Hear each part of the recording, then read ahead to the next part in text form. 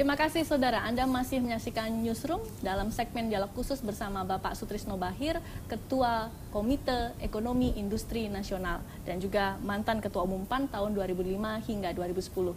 Pak, kita lanjutkan lagi. Tadi Anda juga sudah memberikan bagaimana pandangan Anda terkait dengan kondisi ekonomi politik sekarang. Nah, kalau berbicara ekonomi Pak, sekarang kita agak ketar-ketir ya, karena dolar sudah sampai 14.000. Apa tanggapan Bapak sebagai Ketua KIN? Ya, kalau eksportir malah mengharapkan dolar itu 20.000. Kenapa? Karena dia penerimanya dolar. Kadang-kadang dia ongkos produksinya dari rupiah. Ya, maka dia mengharapkan itu. Saya waktu itu pernah jadi eksportir ikan. Waduh, kalau ada dolar naik, kita syukuran. Ya, syukuran. Okay. Nah, cuman problemnya kan ekspor kita lebih kecil dibandingkan impor kita.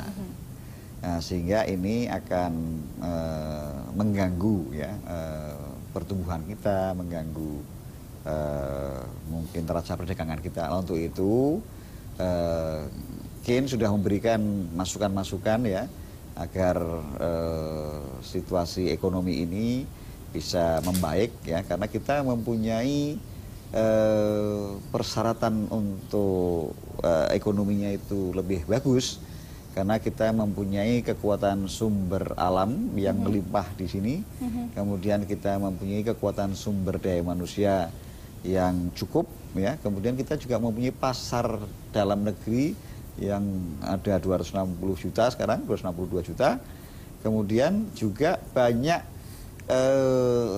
resources alam kita ini yang diperlukan oleh dunia, oleh negara-negara tetangga.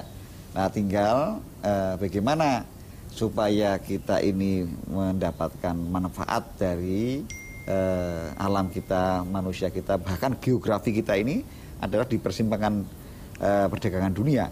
Nah, KIN memberikan satu masukan-masukan, misalnya impor itu bagaimana jangan impor produk jadi, tapi impor bahan baku sehingga diolah bisa diekspor lagi. Ya. Indonesia sudah kuat nggak Pak kalau untuk mengolah bahan baku? Nah, sekarang kan karena akibat reformasi politik ini mengimbas juga ke bukan reformasi sebetulnya, liberalisasi ya. Setelah terjadi liberalisasi politik, maka terjadi liberalisasi ekonomi, sehingga orang-orang ini lebih suka berdagang aja daripada membuat industri, daripada membuat pabrik. Karena barang-barang dari luar itu kalau diimpor barangnya murah ya, maka dijual. Lah ini yang mestinya harus diketatkan, nggak boleh sembarangan para pengusaha atau importir itu melakukan itu, harus dipersulit dan lain-lain supaya kita ini jangan budayanya itu mengimpor, apa-apa mengimpor. Bahkan yang kita miliki pun sekarang banyak yang kita impor. Berarti kan ini kan salah. Ya, misalnya impor beras, impor kedelai, impor jagung, impor garam, impor gula, macam-macam itu. Kenapa Pak? Kalau jumlah ekspor kita jumlahnya lebih sedikit daripada impor. Sebenarnya mungkin ini bisa dikerek untuk mengimbangi impor justru kita. Justru itu makanya KIN itu diberikan tugas untuk memberikan masukan kepada Presiden agar ke depan itu terjadi reindustrialisasi. Dulu kan industrialisasi kita zaman Orde Baru itu pertumbuhannya tinggi, kira-kira 15%. Sekarang di bawah, sekarang hanya single digit. Lah untuk itu bagaimana kita supaya pertumbuhan industrinya itu meningkat? Karena negara akan makmur maju apabila melakukan industrialisasi. Nah, kita justru terjadi deindustrialisasi. Nah, untuk itu Presiden menugaskan KIN agar memberikan masukan-masukan termasuk roadmap industrialisasi ke depan itu. Nah, kita sudah menemukan industrialisasi yang dilakukan itu harus prioritas, jangan terlalu broad base, jangan terlalu menyebar, kita fokus.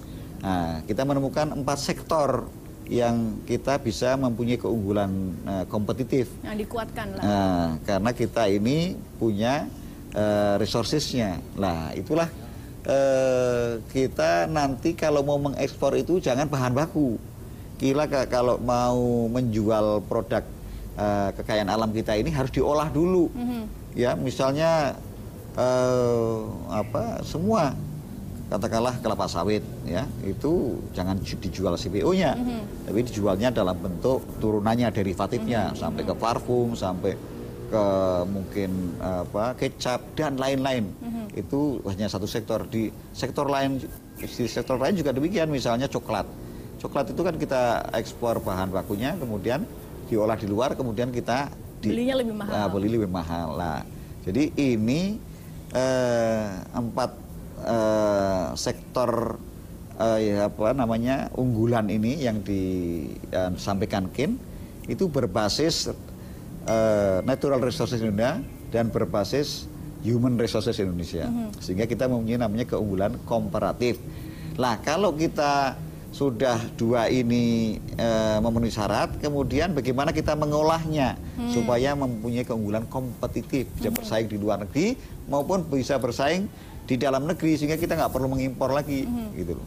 Usaha-usaha apa Pak yang sudah dilakukan Ken untuk bisa dan juga mungkin pemerintah untuk bisa melatih masyarakat kita bisa mengolah bahan mentah, kemudian bisa menjadi barang jadi, kemudian bisa diekspor. Ya, karena selama ini tadi katakan lebih kuat barang mentah yang diekspor. Itu memerlukan waktu yang panjang. Kalau kita nggak ada persiapan untuk menuju negara industri, ya kita seperti sekarang ini kan. Nah, untuk itu ketergantungan ya Pak ya. Untuk itu perlu ada program industrialisasi itu diantaranya adalah program-program vokasi, memberikan pelatihan-pelatihan ya kepada masyarakat pekerja supaya terampil, supaya produktif ya. Kita sudah melakukan itu kajian-kajian ke Jerman, ke Jepang, ke Cina, ke Korea ya.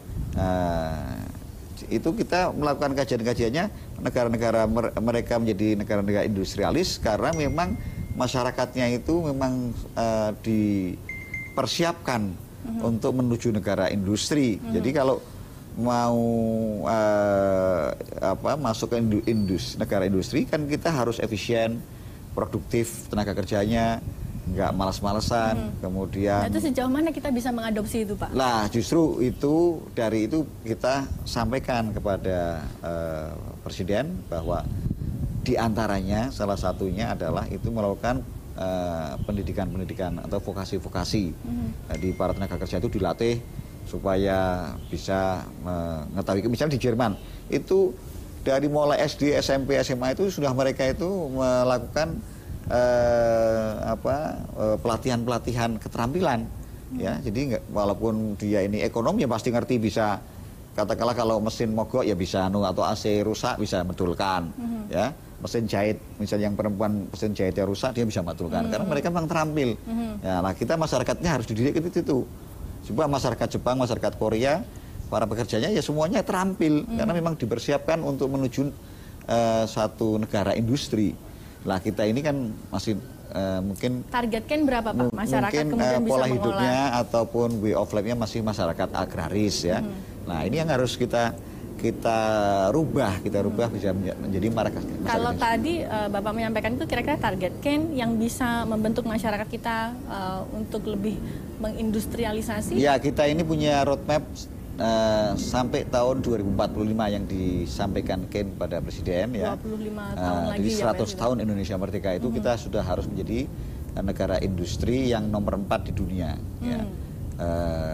Dan kita mempunyai peluang untuk sampai ke situ ya, berhasil sampai ke situ karena kita mempunyai syarat yang kuat ya, yaitu sumber alamnya sama sumber manusianya. Kemudian sebenarnya ketiga ada letak geografi kita di persimpangan perdagangan dunia. Jadi orang kalau mau berdagang dari utara ke selatan ya itu melalui kita. Kemudian di sekitar kita ini semuanya menggunakan perairan kita.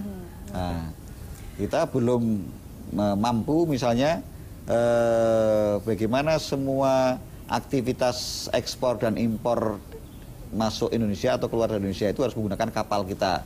Nah, kalau itu bisa terjadi, industri kapal kita akan besar sekali, akan bangkit.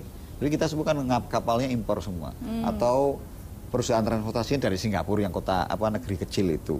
Nah, banyak hal-hal yang harus kita lakukan dan kita mampu untuk melakukan itu. Oke. Nah,